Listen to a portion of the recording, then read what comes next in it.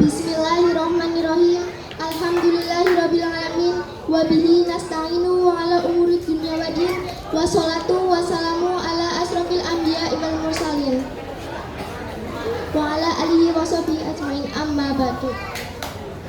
Pertama-tama, marilah kita panjatkan puji syukur atas kehadirat Allah Subhanahu wa taala yang telah memberikan kita petunjuk dalam agama Islam. Dan tidak lupa salawat serta salam senantiasa tercurah kepada Nabi Agung Muhammad Sallallahu Alaihi Wasallam.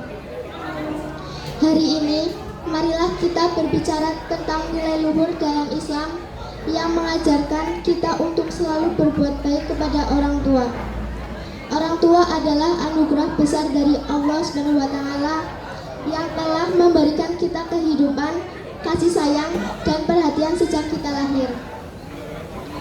Allah Subhanahu wa taala berfirman dalam Al-Qur'an surah Al-Isra ayat 23 yang artinya, "Dan Tuhanmu telah memerintahkan supaya kamu jangan menyembah selain daripadanya, dan hendaklah kamu berbuat baik kepada ibu bapakmu dengan sebaik-baiknya. Jika salah seorang di antara keduanya atau kedua-duanya sampai berumur lanjut dalam pemeliharaanmu, maka sekali-kali janganlah kamu mengatakan kepada keduanya perkataan dan janganlah kamu membentak mereka, dan ucapkanlah perkataan yang mulia." Ayat ini mengajarkan kepada kita pentingnya berbuat baik kepada orang tua. Rasulullah SAW juga mengajarkan pentingnya berbuat baik kepada orang tua. Beliau bersabda, "Tidak masuk surga seseorang yang durhaka kepada orang tuanya." Hadis riwayat Imam Ahmad. Ini adalah peringatan yang serius tentang pentingnya menghormati dan mendengarkan orang tua. Kita harus selalu ingat bahwa pengorbanan dan kasih sayang mereka kepada kita tidak terhingga. Selain itu, berbuat baik kepada orang tua adalah cara untuk mendekatkan diri kepada Allah Subhanahu wa taala. Ketika kita berbuat baik kepada orang tua, Allah senang dengan kita, dan ini merupakan salah satu jalan menuju surga. Oleh karena itu, mari kita semua berkomitmen untuk selalu berbuat baik kepada orang tua kita, mendengarkan mereka, memberikan perhatian, dan menghormati mereka sepanjang waktu. Semoga Allah Subhanahu wa taala senantiasa memberikan kita kekuatan untuk melaksanakan perintahnya dengan baik. Kupat lepat bumbunya sangat menawi kula lepat nyuwun agunging pangapunten. Wallahu muwaffiq ila aqwamit thoriq. Wassalamualaikum warahmatullahi wabarakatuh. Bulan Ramadan adalah bulan yang penuh dengan berkah dan ampunan dari Allah Subhanahu wa taala. Di dalam yang mulia ini, umat muslim dianjurkan untuk memperbanyak amal ibadah untuk mendapatkan pahala yang besar dari Allah. Salah satu amalan yang sangat dianjurkan di bulan Ramadan adalah membaca Al-Quran. Membaca Al-Quran di bulan Ramadan memiliki keutamaan yang sangat besar.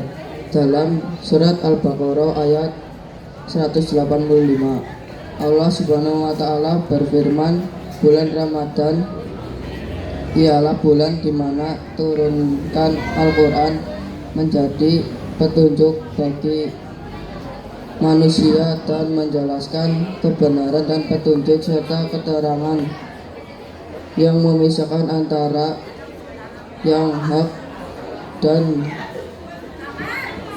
batin." Dalam ayat ini Allah Subhanahu wa taala menegaskan bahwa bulan Ramadan adalah bulan yang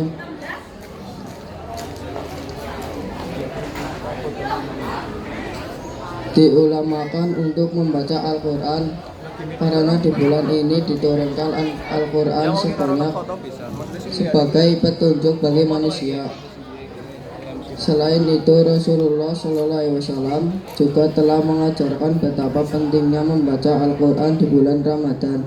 Dalam sebuah hadis riwayat Bukhari, Rasulullah SAW bersabda, "Barang siapa membaca satu huruf dari Al-Quran, maka baginya satu kebaikan dan satu kebaikan dilipat gandakan 10 kali lipatnya. Dalam hadis ini terlihat betapa besarnya pahala yang akan didapatkan oleh seseorang yang membaca Al-Quran di bulan Ramadan. Selain mendapatkan pahala yang besar, membaca Al-Quran di bulan Ramadan juga bisa membantu kita untuk mendapat keberkahan dan kedamaian jiwa. Dalam surat Ar-Ra'd ayat 28, Allah Subhanahu wa taala berfirman, orang-orang yang beriman dan hati mereka menjadi tentram dan dengan berzikir kepada Allah. Ingat, hanya dengan zikir kepada Allah hati menjadi tentram. Dalam ayat ini Allah Subhanahu wa taala menegaskan betapa pentingnya untuk selalu mengingatkan Allah Subhanahu wa taala dalam kehidupan kita. Dengan membaca Al-Quran di bulan Ramadan, kita bisa mengingat Allah Subhanahu wa taala lebih banyak dan merasakan kedamaian jiwa yang bisa membantu kita dalam menjalani kehidupan sehari-hari.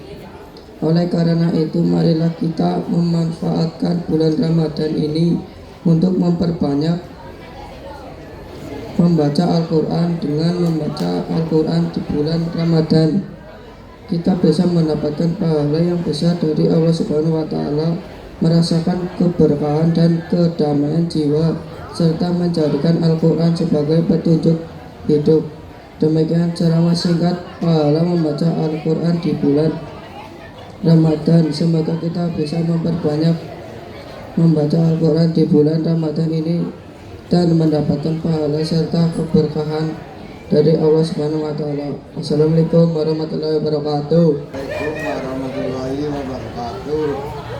Kepada yang terhormat Bapak Kepala MTS Ma'arif NU 1 Kembaran, kepada yang terhormat segenap Dewan Guru, karyawan, dan Dewan Juri MTS Ma'arif NU 1 Kembaran, dan tak lupa kepada teman-teman semua yang saya sayangi.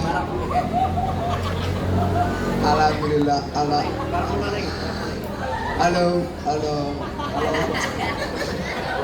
Alhamdulillahirabbil alamin. Marilah kita panjatkan puji syukur kepada Allah Subhanahu wa taala yang telah memberikan rahmat kepada kita semua, hingga kita semua bisa berkumpul bersama. Salawat serta salam kita junjungi kepada Nabi Agung Muhammad SAW yang membawa kita dari zaman jahiliyah menuju zaman terang benderang dengan adanya agama Islam dan semoga kita semua mendapatkan syafaat kelak di hari akhir nanti. Amin. Baiknya para hadirin, saya berdiri di sini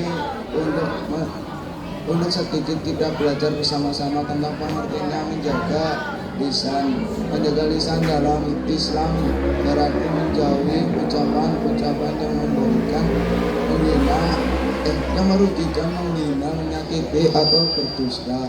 Sebaiknya orang muslim, lisan kita seharusnya menjadi alat untuk menyebarkan kebaikan, memberikan nasihat yang baik dan memberikan dukungan kepada sesama.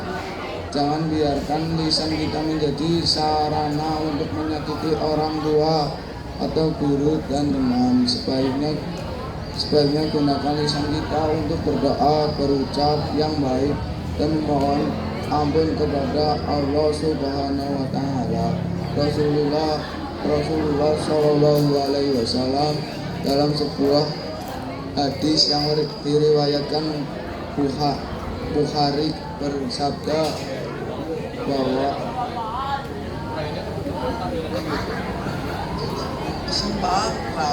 keselamatan manusia tergantung pada kemampuan menjaga lisan.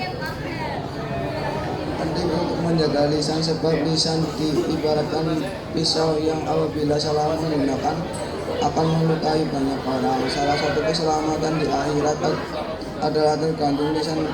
Ketika manusia mendekati ajal dan mengucapkan syahadat, maka insya Allah jaminannya surga. Begitu juga anggota tubuh yang lain seperti tangan dan kaki. Gunakanlah di jalan dalam Allah karena kita yaumil akhir nanti ketika mulut kita dikunci, maka tangan dan kaki akan menjadi saksi dan berbicara dengan sejujurnya apa yang kita lakukan ketika saat masih hidup. Untuk itu gunakan tangan dan kaki untuk tujuan kebaikan, bukan untuk bersenang-senang apalagi untuk hal-hal yang negatif.